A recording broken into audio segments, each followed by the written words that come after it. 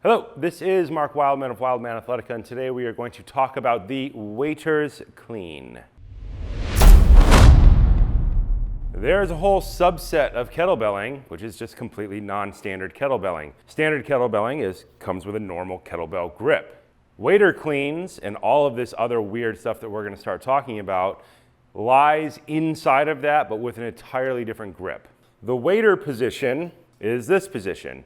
Think of it as a waiter holding a tray as he walks through a restaurant, instead of our normal kettlebell position, which is here. Our normal kettlebell dynamics have our pinky, our wrist, our elbow all being generally vertical. They can deviate based on that depending on how much load it is, but this is kind of what we're looking for with normal to light weights. When we get to the waiter clean, we have this weird position here where the handle is down and the handle is resting kind of on your arm. You will see this occasionally, not normally though. Normally there's a bit of a tactile sense as you do this that you want to feel that there. And we want to not bend our wrist so far back over that our wrist actually hurts. So we're trying to keep the bones of our hand at a generally upward angle. We don't want it to be perfectly flat, and we certainly don't want those bones pointed down. So we're catching, our fingers are still going to be pointed generally towards the sky. All the dynamics of our normal clean are the same, which is why we always focus on basic cleans, basic presses, basic swings first. Because if you're good at those, you can be good at all the other weird variations in the middle. Where people get in trouble is trying to skip right to the fun stuff first without ever going through and doing all their swings and all their clean and press and all their basic squats. For our waiter clean, the bottom is going to be exactly the same. We are going to start at the bottom. We're going to point our feet generally straight ahead. We are going to point our thumb back. We're going to height the weight back, and we are going to bring our hand up with our elbow staying pretty close to our body. Instead of catching here, as we come up, we are going to let go of the weight and then re-catch it. Most people don't do this. They probably won't let you do this in most gyms because you are throwing around 35-pound weights.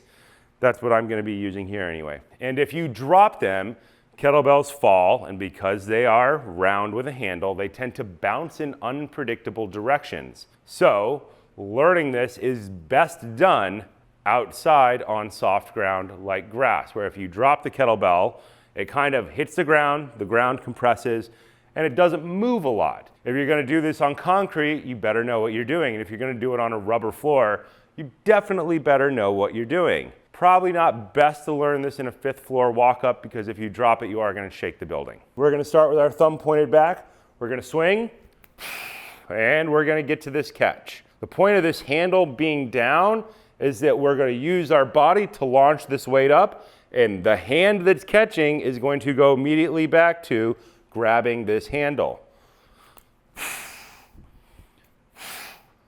You'll notice I am now using my legs to absorb this force. As I'm catching, I am absorbing down with my legs, standing back up to catch the force.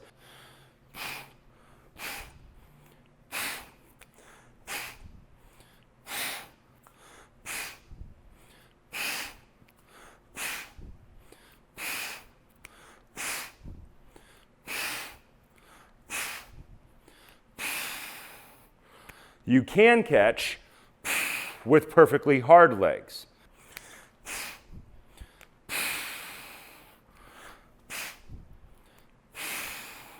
So as this weight is coming down, I'm pushing it with my fingers, and the handle is coming, and my hand is only going to here. From catch to grab, from catch to grab.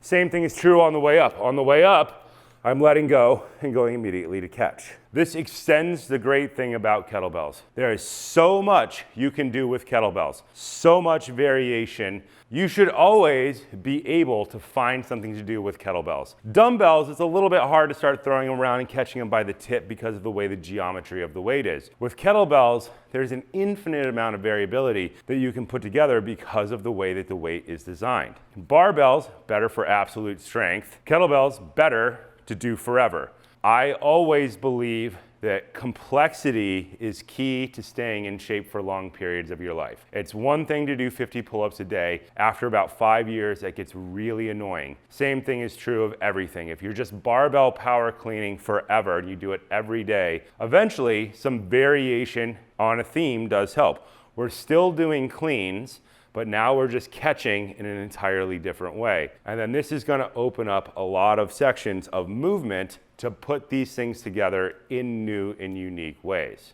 You'll notice for this, I'm using a hard style kettlebell. The reason for that is that the globe is small, so it actually fits all the way inside of my hand. You can totally do this with competition style kettlebells, just that the globe is much bigger. Therefore, it's going to be harder for most people to catch and feel comfortable holding on to.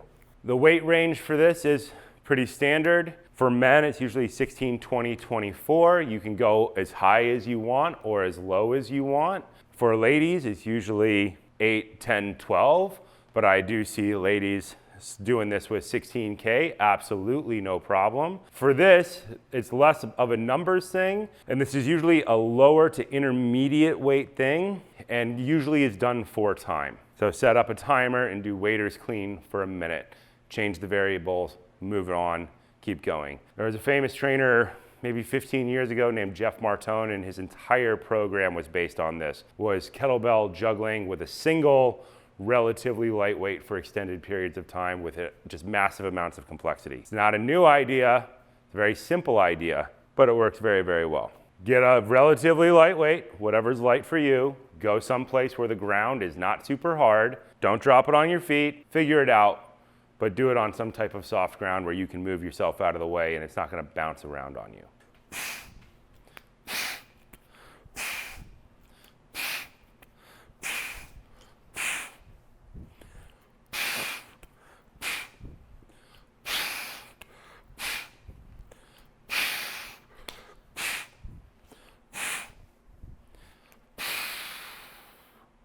This has been Mark Wildman of Wildman Athletica.